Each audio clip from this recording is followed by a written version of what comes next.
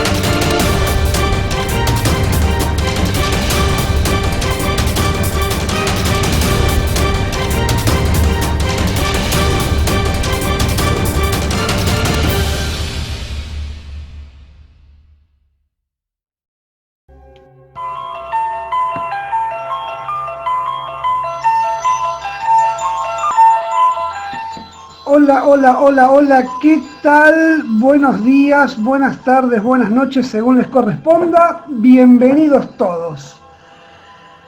Estamos aquí para hacer lo que hacemos todos los sábados, el especial de las tertulias de cuarentena. En esta ocasión, Posesión Demoníaca capítulo 3, y creo que esta vez sí es el capítulo final. En esta oportunidad, el caso Vallecas, muy conocido por muchos de ustedes. Para los que no, para los que se están preguntando qué es esto, este es el caso en el que se inspiraron para hacer la película Verónica. Ya saben, con Beto venimos haciendo este tipo de tertulias y queríamos seguir la línea. En la primera oportunidad hicimos lo que fue el caso de Annalise Mitchell, lo que inspiró el exorcismo de Emily Rose.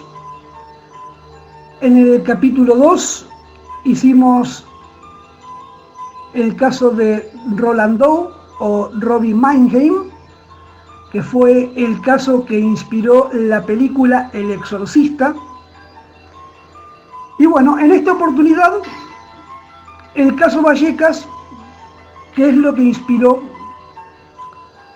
la película Verónica. Pero también se decidió hacer no solo por haber sido un caso que inspiró una película, sino porque fue un caso que tuvo mucha repercusión en España, más que nada, que fue donde ocurrió, pero trascendió obviamente para todo el mundo.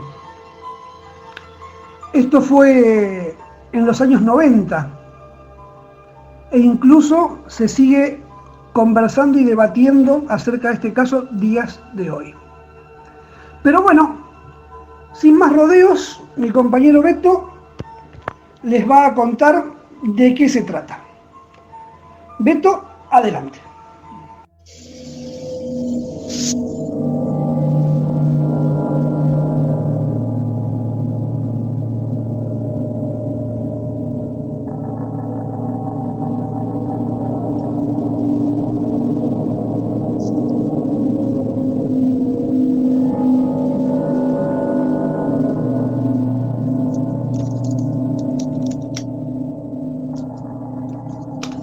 ¿Qué tal? Por aquí Beto de Santiago de Chile. Gracias por el pase a mi compañero, el buen Diego.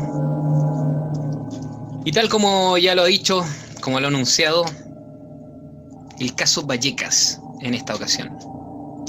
Uno de los archivos o expedientes más importantes de corte paranormal, quizás el más importante que tenga España, quien quedó en el asombro al enterarse de esta historia.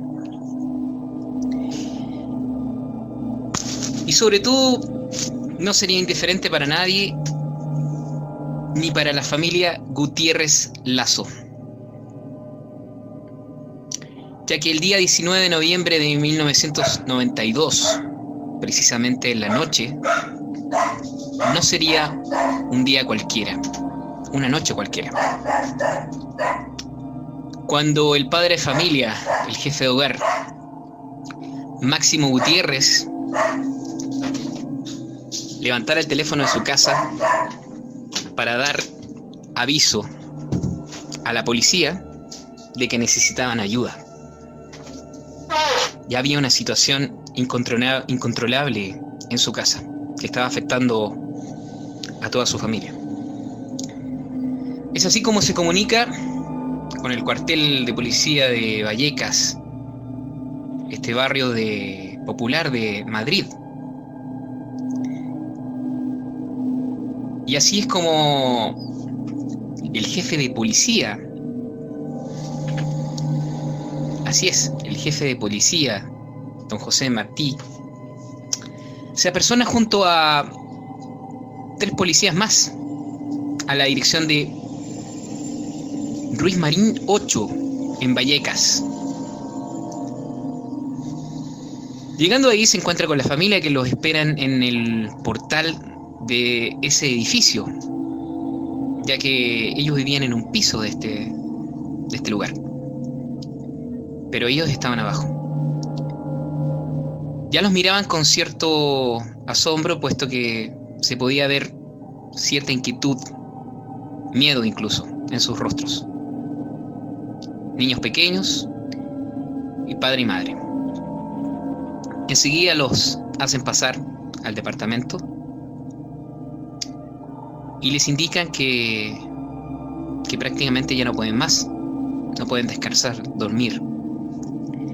Inmediatamente los policías se dieron cuenta y les llamó mucho la atención que los colchones habían sido sacados de todas las piezas y puestos en el living. Estaba toda la familia durmiendo en el living. ¿Qué los aquejaba? ¿Qué era aquella fuerza desconocida que estaba aterrando a esta familia, incluso para poder dormir todos juntos y ni siquiera nadie en su cuarto? Bueno, los policías fueron testigos en ese momento de algunos de los sucesos que esta familia había notificado, les había contado. Así que ese día, 19 de noviembre de 1992, y esa llamada a la policía hace posible que nosotros conozcamos este caso y lo hiciera tan popular y conocido en España. Pero bueno, detallaremos muchas de esas cosas que pasaron esa noche ahí, en ese departamento. ¿Qué es lo que vieron los policías? ¿Qué es lo que asombró a los policías? ¿Qué hizo? ¿Qué vieron los policías que luego, para hacer el parte policial, la notificación de esa visita, pusieran en ese informe algo que es histórico?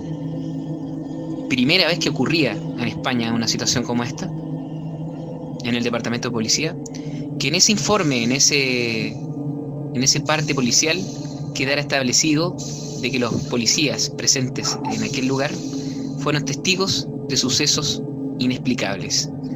Eso quedó documentado en ese parte policial.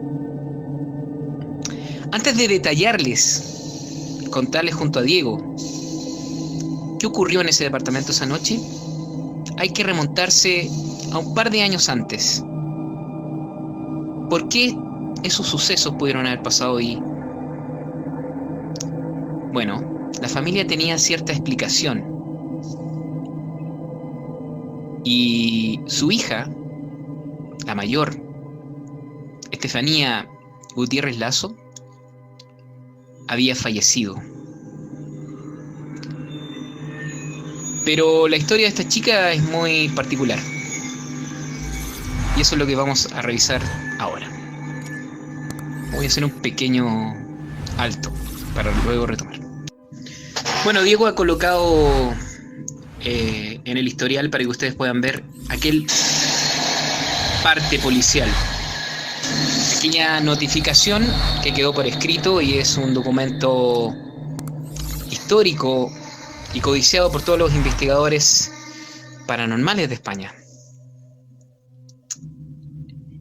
Les comentaba que esta familia tenía una hija, Estefanía Gutiérrez Lazo. Ella, un día cualquiera en el colegio junto a sus compañeras, se les ocurrió entretenerse y hacer un juego. Y tomaron este famoso tablero llamado la Ouija,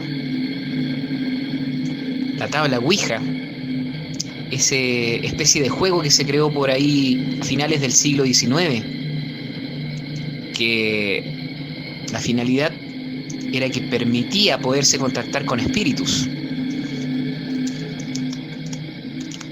Un tablero muy simple que consta de letras, números, un sí y un no, y un artefacto que hacía dejar visible una letra o un número.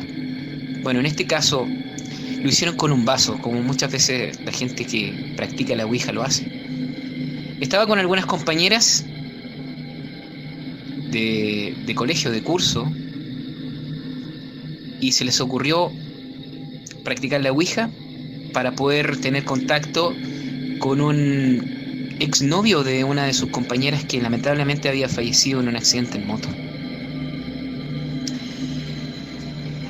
Cuando de pronto aparece en escena la profesora y viendo esto y dándose cuenta en lo que estaban, tomó el tablero y lo rompió.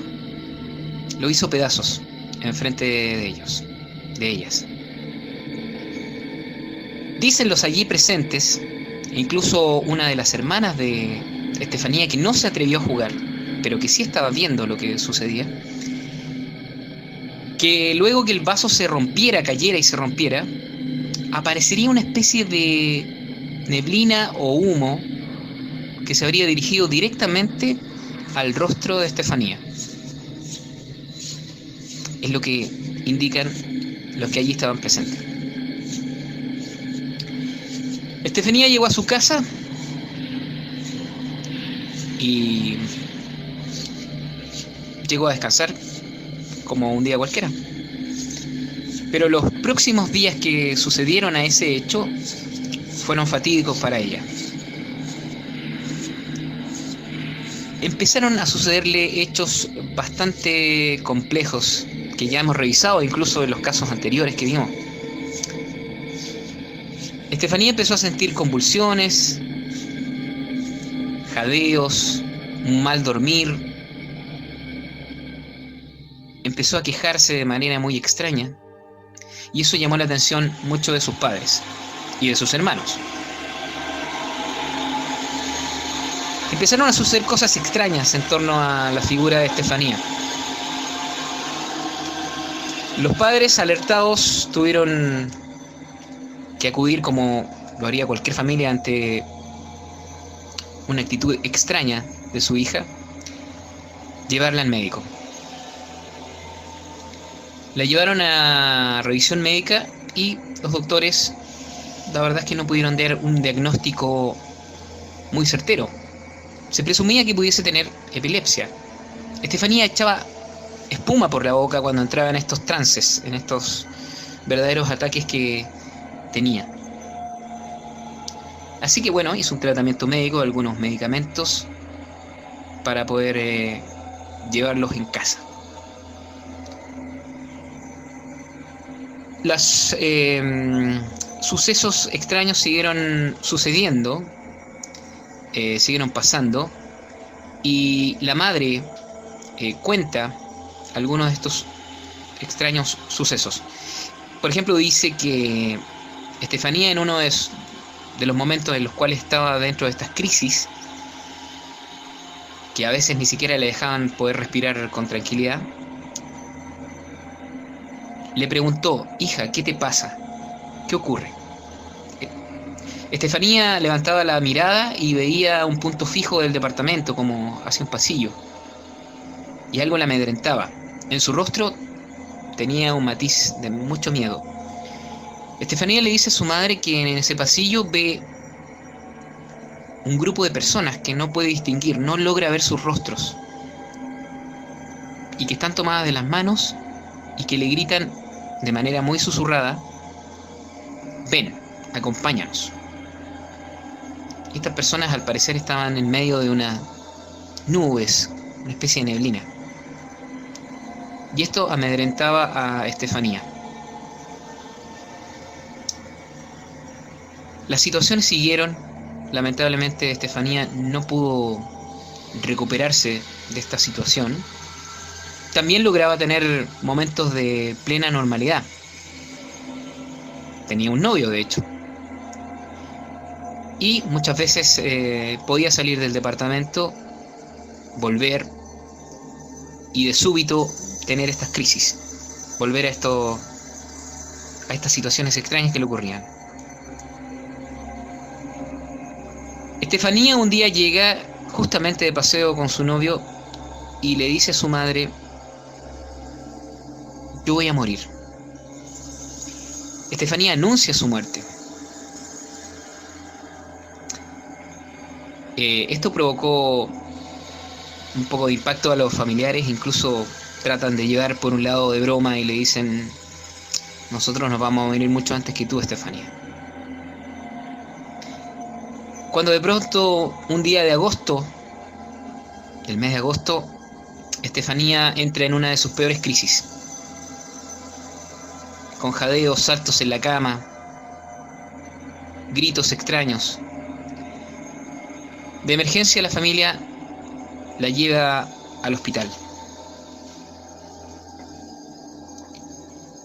En esa noche de agosto entró a urgencia y se mantuvo en observación. Pero esa noche, a las 3 de la mañana, Estefanía Gutiérrez Lazo fallece en extrañas circunstancias. El parte médico de la muerte de Estefanía indica asfixia pulmonar, muerte sospechosa. Este es otro hecho llamativo, así como el parte policial. Asfixia pulmonar, muerte sospechosa. No había nada que permitiera a los médicos presagiar que Estefanía pudiera haber muerto esa noche. Fue algo un poco inexplicable y la familia indica que nunca pudieron tener una explicación un poquito más satisfactoria. Fue algo que lamentablemente a ellos los acongojó mucho, no poder saber realmente o tener una explicación un poquito más clara de la muerte de Estefanía. Cabe indicar también que los hechos que posteriormente se empiezan a dar tras la muerte de Estefanía en la casa de los Gutiérrez Lazo también indicaban la muerte del abuelo de la familia, quien por algún motivo no se llevaba bien con Estefanía. Murió 5 meses antes que Estefanía. La familia también ha indicado que vinculan un poco, quizás, que todos estos hechos hayan estado en relación también a la muerte del abuelo. Así que bueno, la familia entra en un verdadero trance después de la muerte de su hija, obviamente un suceso muy penoso que los debe haber destrozado como familia. Pero su calvario no terminaría ahí porque empezaron evidentemente a darse extraños fenómenos en la casa pasada la muerte de Estefanía. Le voy a dar el pase a Diego para que nos cuente un poco qué es lo que empezó a pasar en el departamento, en el número 8 de la calle Ruiz Marín,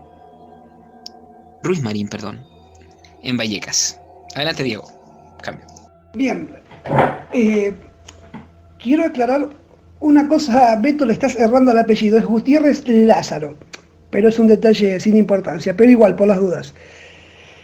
Igualmente, yo creo que sí, lo interesante de todo esto pasa, digamos, ya habiendo fallecido Estefanía, Pero obviamente también pasaron cosas estando ella en vida.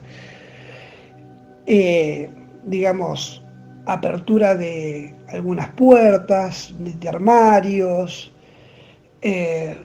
ruidos. Ella decía ver sombras, escuchar que le susurraban el nombre. Pero sí, claro, después de fallecida ella, la familia lo que tuvo ahí en ese departamento fue un calvario porque pasó absolutamente de todo. Eh, bueno, las puertas sí, obviamente se cerraban y se abrían, pero con violencia y repetidamente. Se escuchaban pasos, se escuchaban tipo gritos, eh, se caían los cuadros, crucifijos que tenían colgados porque era una familia muy cristiana, aparecían en el piso, caídos, dados vueltas o con el Cristo arrancado. Se caían los cuadros. En algunos cuadros han aparecido como si fueran desgarrados como con una garra, una cosa así. E incluso pasó algo muy curioso con un retrato de Estefanía, que apareció la foto quemada. La foto de ella estaba en un portarretrato, el portarretrato apareció en el piso, o sea, no se rompió el vidrio, la foto no se salió del marco ni nada, pero la foto dentro del portarretrato estaba quemada. Para que ustedes tengan una idea de todo lo que les pasaba a esta gente. También aparecían cambiados de cama, los hermanos de ella aparecían uno en la cama de uno y viceversa, algo inexplicable. Un real calvario fue lo que le pasó a esta gente en ese departamento. Les voy a compartir la imagen de el retrato de Estefanía para que ustedes vean y entiendan de lo raro que les estoy contando también. Así es. Sí, pido las disculpas del caso. Gutiérrez Lázaro, efectivamente, los apellidos de la familia. Máximo Gutiérrez era el padre, Concepción Lázaro, madre, y algunos de los hermanos que han dado algunas declaraciones, Ricardo Gutiérrez Lázaro y Mayra Gutiérrez Lázaro, algunas de las hermanos de Estefanía que en la época que sucedió esto dieron algunos entrevistas, declaraciones, etc. Sí, Diego detallaba algunos sucesos que pasaron en el departamento, efectivamente, como justamente el policía cuando llegó. Hay un hecho muy, muy claro. Hay dos sucesos que ocurren ahí que la policía queda muy, muy impactada. La familia indica que cuando los policías entran, la familia indica que, generalmente los sucesos ocurren cuando nosotros apagamos las luces. Bueno, los policías dijeron, bueno, apaguemos las luces, veamos qué pasa. Apagaron las luces y de pronto, de todas maneras entraba un poco de luz. No es que estaba así como todo tan oscuro, y los policías se dan cuenta, bueno, todos los que estaban ahí, la familia y los policías, que una de las puertas de un armario se abre de manera muy brutal, muy brusca. De hecho, uno de los policías se acerca y, pistola en mano, como apuntando a la nada, o apuntándole a que alguien saliera de ese armario, y no había nada. Otra situación extraña que los policías dicen que pasó es que de pronto, recorriendo el departamento, escuchan un ruido muy fuerte que venía de la terraza. Ellos se acercaron a ver y no había nada. No había ningún vestigio de que ahí pudiese haber salido algún ruido algo extraño como ellos escucharon. Lo que indica Diego, que lo del crucifijo, los policías ven un crucifijo dado vuelta y con el Jesús separado, se había caído. Otra situación extraña que se señalan justamente en este parte policial, los policías, es que pudieron ver entre la pared y una mesita con un mantel una extraña sustancia entre verdosa y café que apareció de la nada. Bueno, hay algunos que han querido decir que era ectoplasma lo que se vio ahí. Y esos son parte de algunos de los sucesos que pasaron. Otra situación muy particular que la madre, la señora Concepción, relata, bueno, todos, el padre también, es que de pronto un vaso de la nada vuela en dirección a impactar a uno de los hermanos y este explota antes de hacer impacto. Ese otro de los sucesos. Ocurrieron muchos sucesos, imagínense, son 2 años más o menos desde la muerte de Estefanía, o 1 año al menos, el 91, agosto 91, ¿no es cierto? Fueron muchos los sucesos que las puertas que se abrían muy de súbito, las luces se apagaban. En las entrevistas la señora Concepción Lázaro indica que ella estuvo al borde prácticamente de suicidarse porque había un momento en que ya no aguantaba más. El padre siempre tuvo una visión más escéptica, pero terminó rindiéndose a las evidencias. El padre trabajaba en una obra, por lo tanto estaba muchas horas fuera de casa. No le tocaba ver todas las situaciones que ahí ocurrían. Sin embargo, el padre cuenta que en un momento se le ocurrió colocar una mesa de mármol muy pesada sobre la puerta, encima de la puerta que daba hacia un corredor, con las sillas arriba, al parecer una mesa que no ocuparían.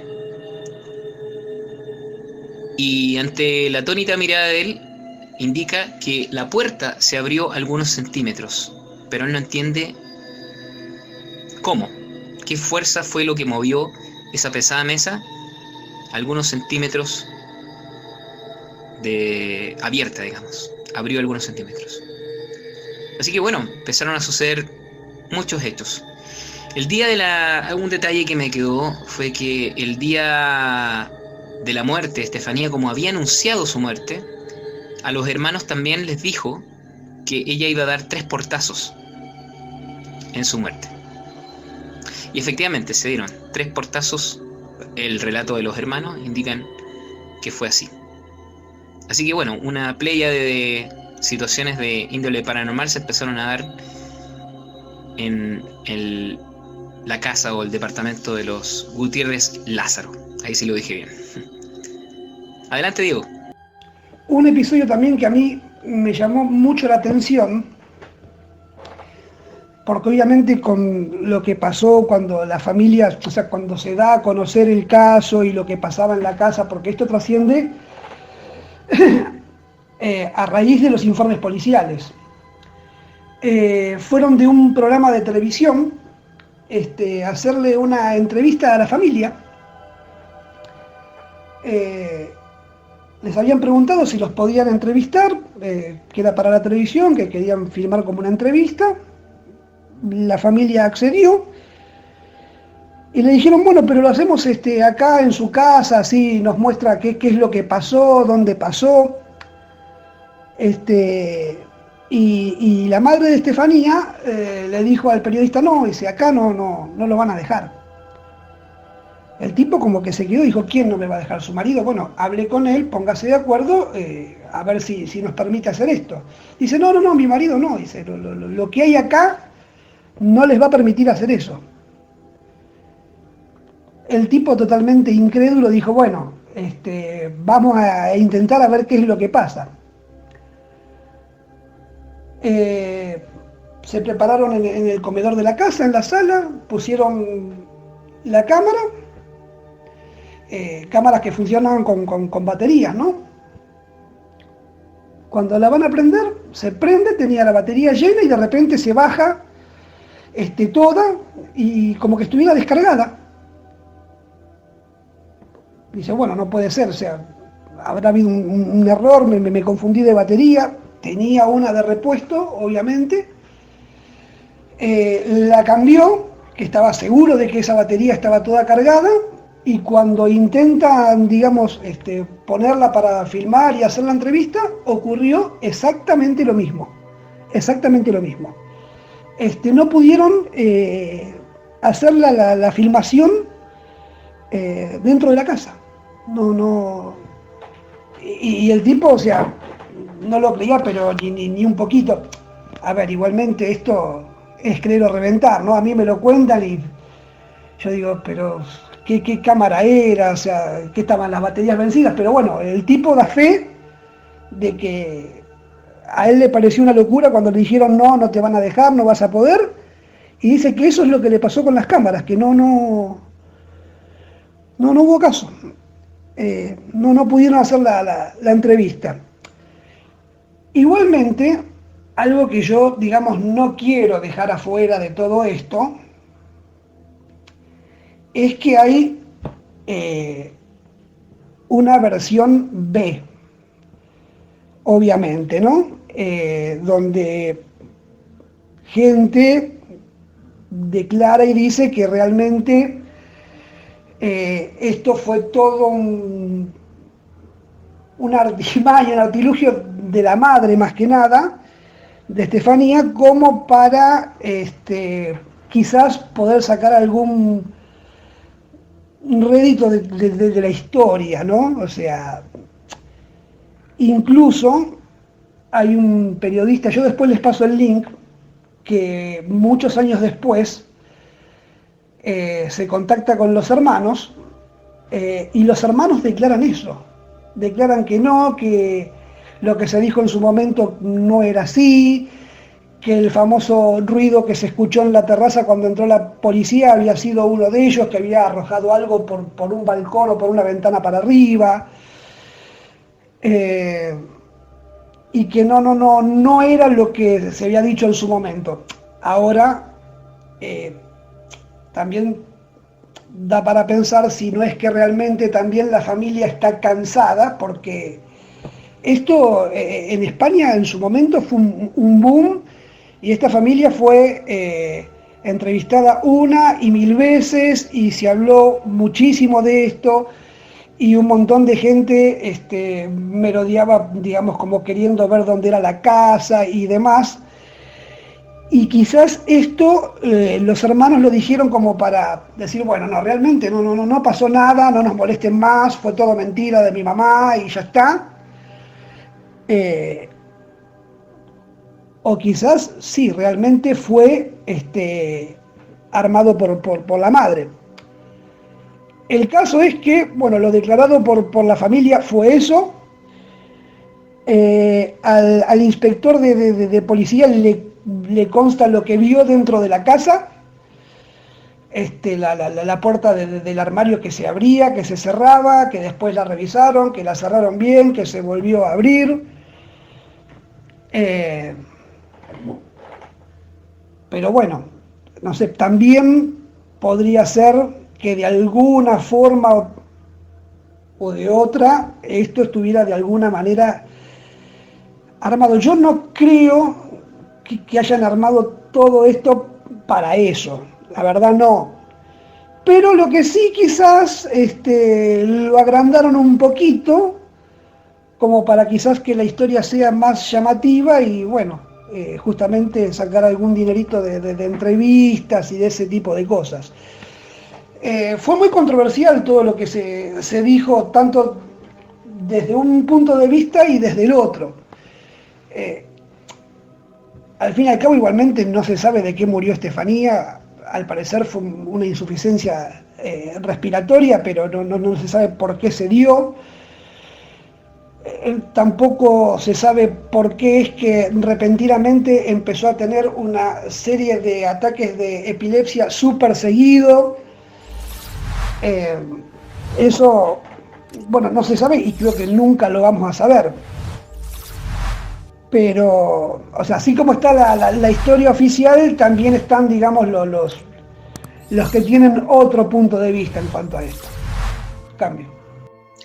Así es, algo para consignar es el hecho de que hablamos también de una época en España de mayor fragor. España siempre ha sido un país que está muy donde el mundo del misterio y paranormal es muy vendido, muy consumido por los españoles.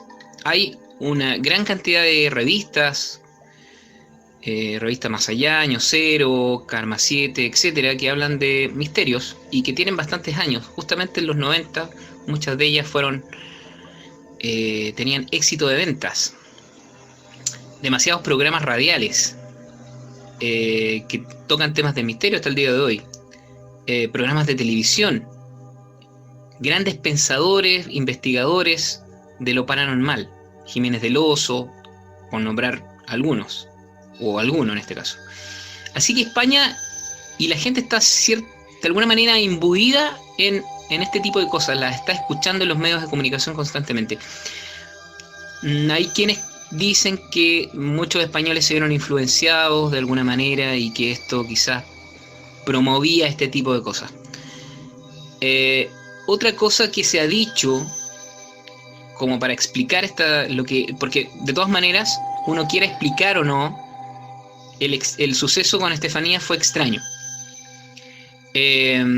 Algunos indican que Estefanía, después de jugar a la Ouija, y como las compañeras le dijeron de que había entrado una especie de humo en ella, quizás algunos piensan que ella entró en una especie de comportamiento psicótico, psicosis, de autosugestión, y que al verse enfrentada a eso y los miedos que eso genera, hay profesionales que opinan de que la sensación del miedo eleva un montón de situaciones a nivel biológico que puede llegar incluso a un colapso y efectivamente causar la muerte.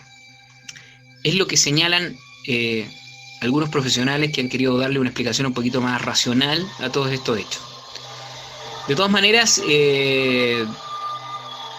los testimonios están ahí.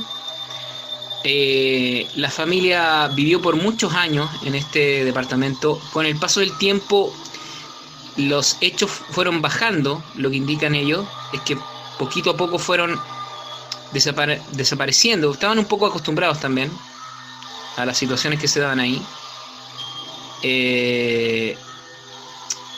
Y hay un hecho que supuestamente ocurrió, ya que se aprovechó una vez que se le hizo una exhumación al cuerpo de Estefanía, y ellos aprovecharon de hacer algo que Estefanía había pedido, que era que ella quería hacer en vida, había pedido que cuando a ella fueran a hacer su funeral, ¿no es cierto?, la sepultaran, ella quería irse con una foto de bodas de los padres, cosa que ellos no hicieron. Y de alguna manera ellos atribuyeron que quizá Estefanía, en un acto de enojo, estaba causando todos estos fenómenos paranormales en ese departamento a raíz de que no había sido cumplida su petición. Así que en una exhumación que se hizo, los familiares aprovecharon de dejar esa foto que ella había pedido. Y algunos vinculan que los hechos empezaron a descender justamente por eso, que finalmente se habría cumplido lo que Estefanía quería. En fin, digamos, hay un montón de cosas, aristas en este caso, porque hay muchas situaciones que se fueron dando, sobre todo en el tiempo. El hecho ha sido cubierto por todos los medios de comunicación en España y de vez en cuando siempre se saca a relucir, sobre todo después de justamente del lanzamiento de esta película Verónica, que está basada en los hechos de la vida de Estefanía. Eso hizo reflotar un poco el caso Vallecas y entiendo que fue el estreno del 2017 y ahí empezó a hablarse nuevamente del caso. Fue como reversionado de alguna manera. Así que bueno, en la casa de Estefanía por supuesto llegaron un séquito de investigadores, parapsicólogos, adivinadores, un montón de gente que incluso algunos de ellos supuestamente se aprovecharon un poco de la familia sacándoles dinero, etcétera. Así que es un caso, la verdad es que bastante completo, en el sentido de que uno tiene muchas aristas de donde poder agarrar, porque está este informe de la policía, al parecer la policía fue testigo de algo. Yo no sé si es tan fácil engañar a la policía, o hayan sido vistos presa de la sugestión. La verdad es que ahí ya pasa a ser conclusión de cada uno, de las cuentas que quieran sacar. Pero bueno, el hecho es que este caso lo conocemos por ese informe, porque esa noche se redactó un informe en donde la policía decía haber visto sucesos inexplicables. Cambio.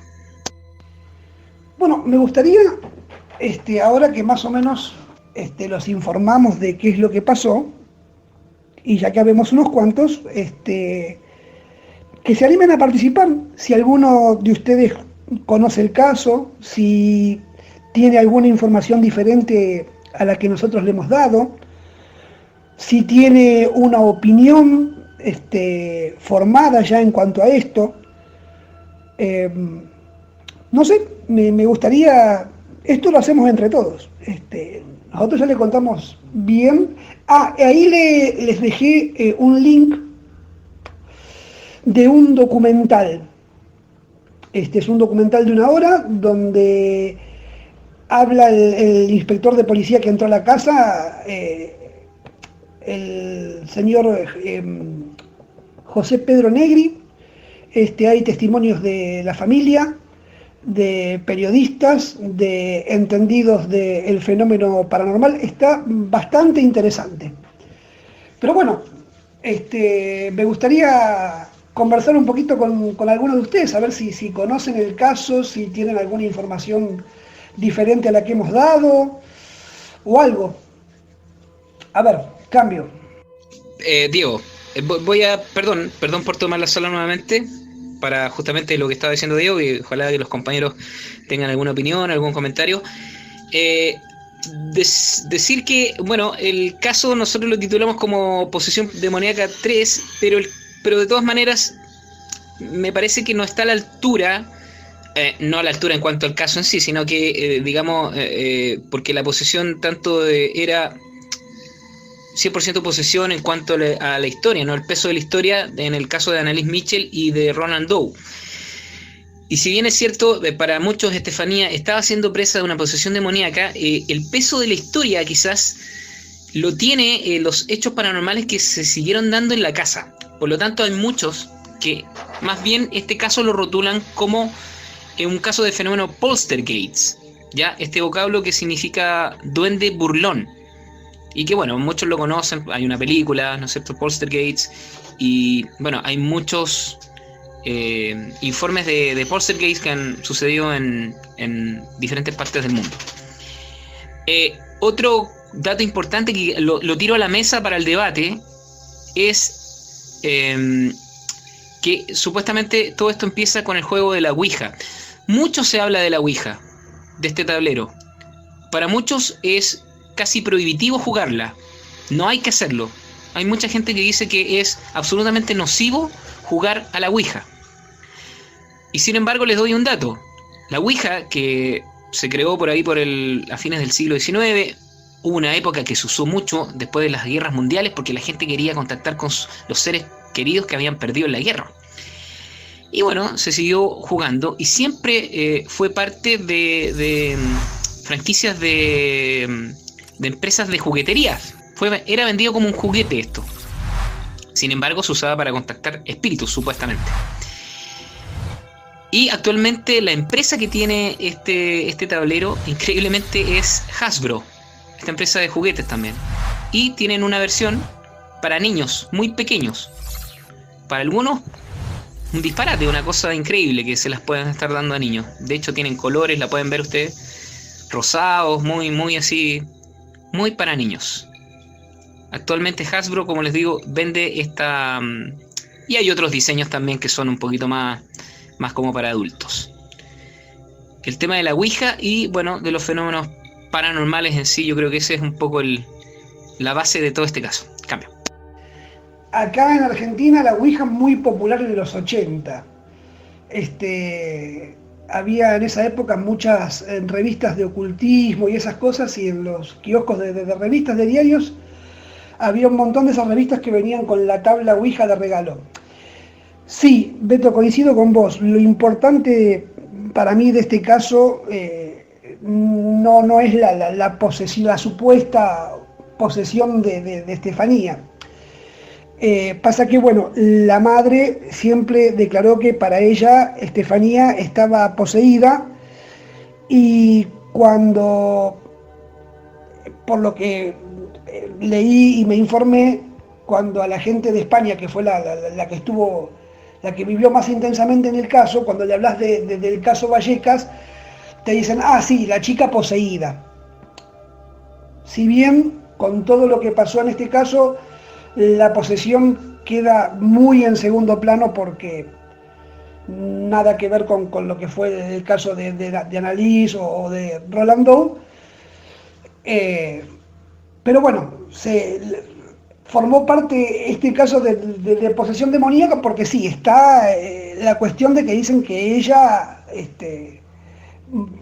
o sea, explican el fallecimiento de esa a raíz de una posesión, ya que la muerte no la pueden explicar. Cambio. Así que bueno, adelante los compañeros que quieran opinar algo, preguntar, quizás por ahí les queda alguna duda con algo y si lo podemos, dentro de lo que alcanzamos a investigar, podemos saber algo, también le podemos contestar y si no, quizás escuchar un poco sus opiniones. ¿Alguien tendrá alguna experiencia jugando a la Ouija, por ejemplo, que nos pueda contar algo? Yo personalmente no. ¿Ustedes creen que este tipo de situaciones paranormales se dan en las casas? ¿Y qué opinan un poco sobre este caso? Esos son un poco los puntos que creo que son buenos como para discutir. Cambio. Perdón, una sola cosita, un paréntesis, para hacer algo que no suelo hacer, pero siento que tengo que hacerlo. Quiero mandar un saludo, uno solo, muy especial, a una amiga que está acá con nosotros, que sé que está haciendo un esfuerzo enorme para estar acá acompañándonos. Carol, te mando un beso, te agradezco mucho que estés acá, sé que estás haciendo un gran esfuerzo por el tema del horario, pero nada, muy, muy agradecido de que hayas acudido al llamado. Nada, las salas de ustedes, de nosotros, y démosle para adelante con esto que hay bastante jugo para sacarle. Adelante, Cambio. Bueno, mira, yo me enteré del caso ese por el tema de la película Verónica. Primero vi la película Verónica y después me interesé en el caso. Lo encontré buenísimo. Me llama mucho la atención el tema de la tabla Ouija, porque es tan así el tema de la tabla Ouija que, según llaman a espíritus de otro lugar, creo que se abre un portal, entra el espíritu, pero después la gente se va y nunca cierran. Por eso el espíritu queda dando vueltas. Y parece que en este caso eso fue lo que sucedió, que quedó el espíritu dando vueltas y fue el que atacó a la muchacha. Entonces a lo que voy es que es tan así la Ouija porque no...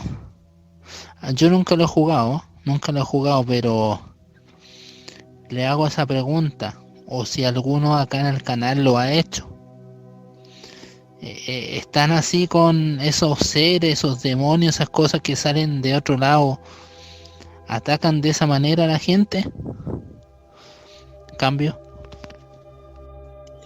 Hola Diego, hola Axel, Beto y toda la concurrencia. Mira, la verdad es que lo mío no es más la ufología, pero tengo una experiencia que quiero contársela y es verídica. Y como dice, ¿quién fue que dijo Axel? Es bastante peligrosa el asunto esto de las Ouija y los juegos con los espíritus. Mira, le voy a contar la historia de mi señora, que actualmente es mi señora, antes era mi polola, obviamente, años atrás, ella estando estudiando en la ciudad de Osorno,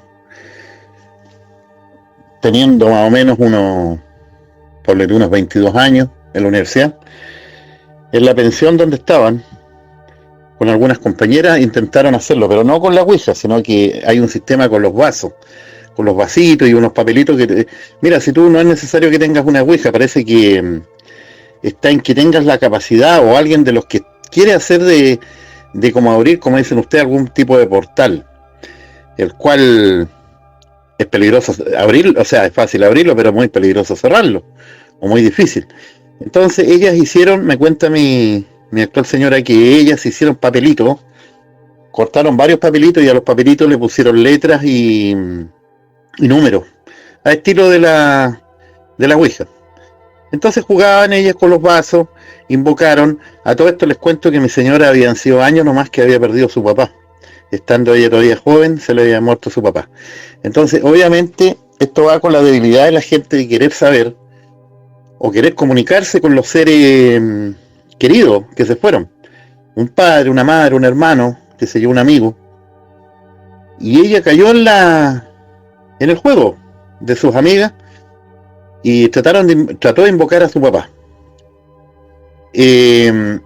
Obviamente les resultó. Y cuando empieza a moverse los vasos, dice que casi ¿me entiende usted? Casi no controlaron el esfínter. Porque los vasos se movieron, o el vaso, no lo tengo claro, y empieza a formar letras, formar una palabra. Porque le hacían preguntas si eres mi papá, le decía, y cómo está. Y el vaso se movía, y el vaso empezaba a formar palabras con las letras. Así que en un comienzo fue creíble, pero todo pasó a ser ya después un poco terrorífico y a ser errático. Así que dejaron inmediatamente eso y no lo volvieron a hacer nunca más. Porque parece que, por lo que supimos después, y lo que se sabía, porque también ella investigó, los espíritus te engañan. Espíritus, entidades, no sé qué es lo que hay al otro lado, pero tú abres el portal y obviamente cualquier espíritu que tiene la necesidad de comunicarse está esperando que tú abras algún tipo de portal, tú le estás ayudando. Entonces, ¿qué pasa? Es muy fácil que se hagan pasar, me parece que le llaman los espíritus del error, los espíritus erráticos, no sé. Se hacen pasar muy fácilmente por un ser que tú perdiste, tu mamá, tu papá, algún hermano que se fue, y te engañan.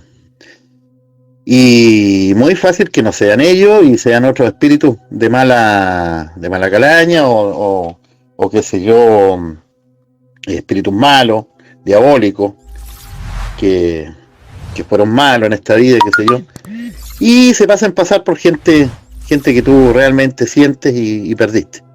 Entonces es un juego muy peligroso el asunto de la ouija y los vasitos y las letras y el espiritismo, porque yo lo que entiendo es que tú abres algún tipo de portal hacia donde están ellos, hacia esa dimensión donde está, o mundo, no sé, pero el problema que después cómo lo cierras. Eso puede quedar abierto, puede haber alguna de las personas que está haciendo yo no sé, algún tipo de debilidad, de no sé qué tipo, psicológica o espiritual, y esa entidad se puede meter en esa persona, lo que a lo mejor ocurrió en el caso de Vallecas. Así que es un juego muy peligroso, que cualquiera persona que sepa te va a aconsejar que no lo haga. Cambio. Hola, buenas noches. Diego, Beto, Axel, ¿qué tal? Interesante el caso Vallecas. Bueno, yo creo que sí, el tablero Ouija no es para jugar. Quizás se puede usar o lo usan como un bastón para poder conectarse con algún ente o espíritu que no sabemos de qué parte del astral puede provenir. Y lo mismo que dijo el señor anterior, te pueden engañar, pueden decirte que son parientes tuyos y no lo son. Por eso si alguien quiere practicar el tablero Ouija, se les dice que lo practiquen al aire libre y no dentro de una casa, porque ese espíritu puede quedar encerrado. Pero yo pienso que si en el tablero Ouija ocurren hechos paranormales, es porque uno de los asistentes es sensitivo o tiene poderes. Porque yo me quedé pensando, si en la casa esta el que producía los fenómenos parapsicológicos no sería la madre, el padre o algún hermano, porque después que ella fallece, continúan los fenómenos. Está bien que ella tenía premoniciones, pero es interesante y yo diría que no practiquen. Igual hay algún tipo de secta, religión como la científica Basilio, la iglesia científica Basilio, que creo que en Chile debe haber también, en donde ellos se comunican con los espíritus, siempre pasa adelante un sensitivo y toma un espíritu. Bueno, era para comentarles eso. Gracias y muy buena la charla. Cambio. Muy bien. Sí, interesante, sí. Yo justamente calcaba eso, ¿no? Que yo siempre he escuchado, digamos que la Ouija, que dentro de esta historia sería como el detonante, ¿no es cierto?, lo que le hubiese ocurrido a Estefanía y que, bueno, trajo consigo toda la cosa paranormal que empezó a suceder. Pero bueno, hay quienes dicen, yo nunca he hecho el juego de la Ouija, por lo tanto no conozco cómo es el mecanismo, qué es lo que se hace, cómo se invoca, no sé de gente que lo ha hecho, pero yo no. Hay quienes indican de que a través de micromovimientos, porque la gente tiene que poner el dedo encima, cuando lo hacen con un vaso, deben colocar todos el dedo encima, el del índice, y hay quienes dicen que hay micromovimientos involuntarios que hacen que el vaso se mueva y que quizás alguno también empieza como a tratar de empujarlo hacia alguna letra. Bueno, es lo que dicen los escépticos al respecto, pero insisto, también he escuchado mucha gente que parapsicólogos y de otras ramas que indican que sí o sí es peligroso esto de la Ouija. Es complicado porque ya han habido muchos casos, yo recuerdo algunos casos acá en Chile que los vi, que también empezaron por esto del juego de la Ouija. Y eso, yo creo que es nocivo, cualquiera sea la explicación, sea por una cuestión paranormal o sea por una física, porque quizás también hay un tema, si lo que de manera escéptica, por ejemplo, yo diría que quizás es peligroso también porque empieza a tornarse una sugestión de parte de las personas que lo jugaron y eso puede jugarles en contra. O la no escéptica, efectivamente, el tablero abre algún portal, algo, conecta efectivamente con algo y ese algo empieza a ser un poco nocivo. Entonces, bajo cualquiera de las opciones, creo que la verdad es que puede ser peligroso. Cambio. Ay, pues yo sí jugué la Ouija de chamaca. De chiquilla yo sí jugué la Ouija con unas compañeras. Estaba en sexto de primaria. Pero no, nunca vimos nada normal, tal vez porque éramos incrédulas a que no se iba a aparecer nada. Lo que yo les había comentado anteriormente era que había una entrevista a los hermanos medianamente, sí, es reciente, donde ellos, digamos, niegan todo, dicen que todo lo que pasó en realidad no fue así, que todo fue armado por la madre. Pasa que yo esto no sé si eso, o sea, lo dicen para que los dejen tranquilos y no los molesten más y no les sigan haciendo entrevistas y eso, o si realmente es que fue así, que digamos que fue todo armado por la madre. Yo ahora les voy a pasar el link de la entrevista esa. A ver si lo encuentro, creo que lo tengo por ahí, para que lo vean. Oye, Alfredo, ¿tú qué dices que estudias lo paranormal? ¿Qué opinas del tercer ojo? Y que en la Biblia está escrito también. Ahora les voy a compartir el artículo. Claro, pero hay que entender igual, digo, que todas estas personas fueron perseguidas constantemente por periodistas, canales de televisión, de gente que se hacía pasar por, no sé, por con diferentes capacidades para ayudarlo a algo. se habrán cansado tanto que la única forma que tenían para sacarse esa gente de encima es decir que ese caso nunca sucedió, esas cosas nunca sucedieron.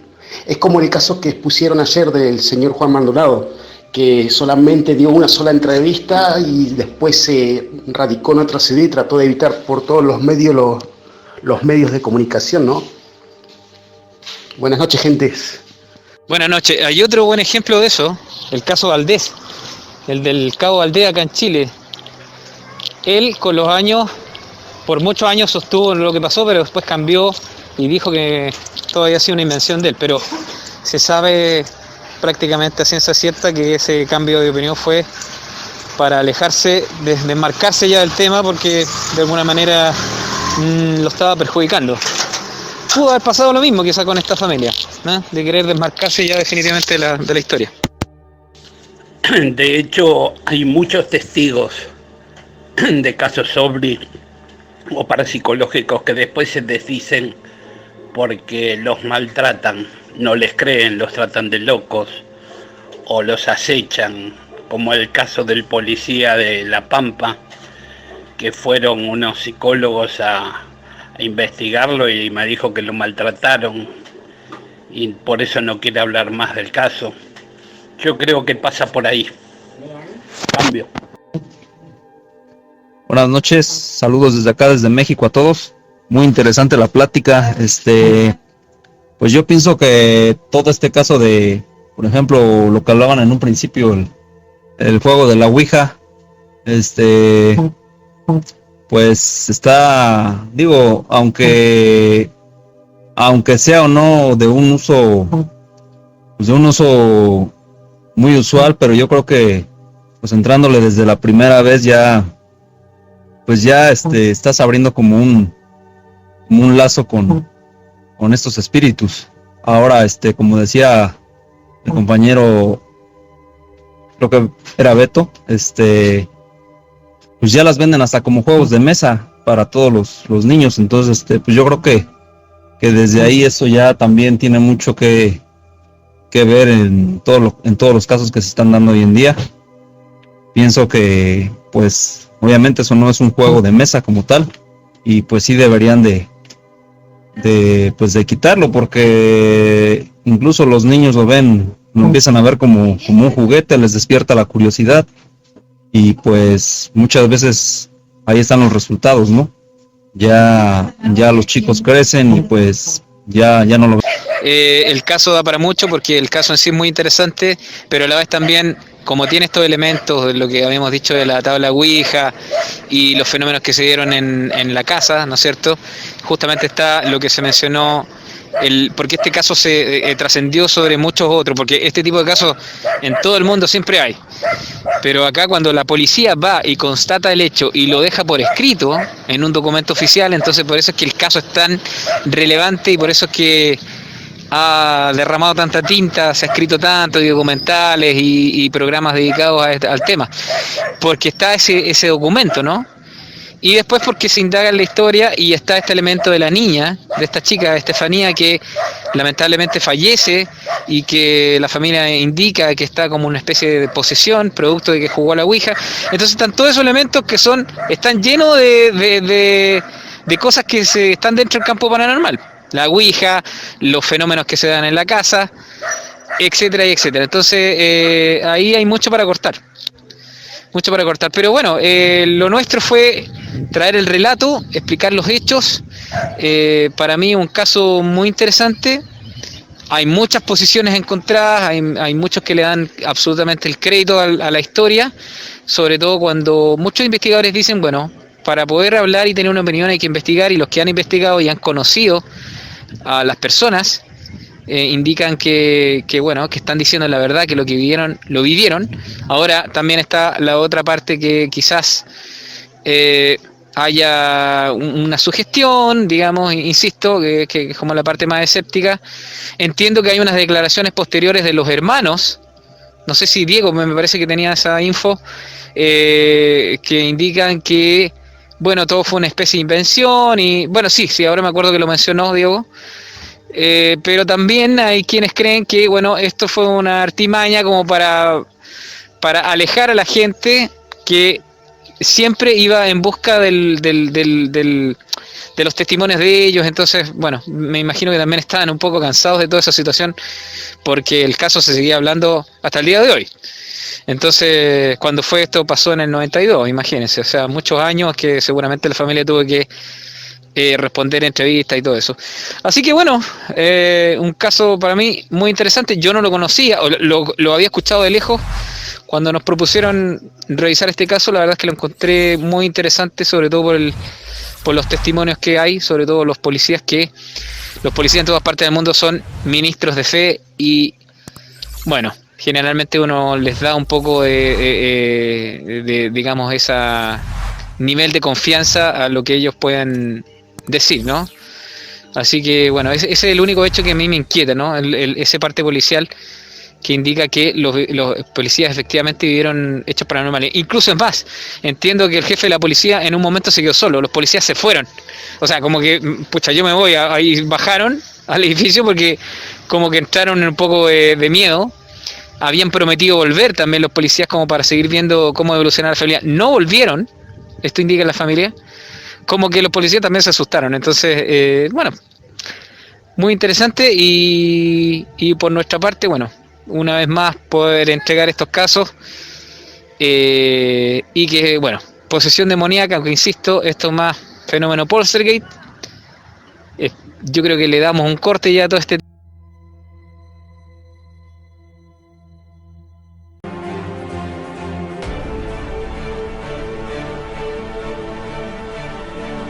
Entra a todas nuestras redes sociales.